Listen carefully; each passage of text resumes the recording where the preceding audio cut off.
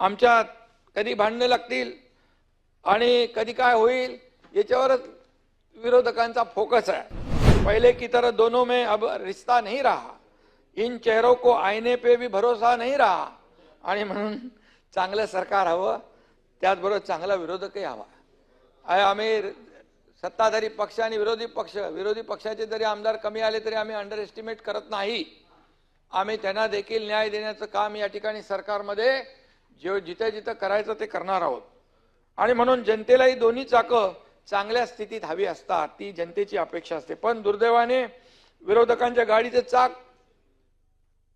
Puncture झालेलं आहे। आमच्यात कधी भांडणं लागतील आणि कधी काय होईल याच्यावरच विरोधकांचा फोकस आहे। शेख चिल्लीची स्वप्न काही लोक पाहत आहेत। मी त्यांना सर्वांना सभापती महोदय गेट वेल सून अशा शुभेच्छा देतो।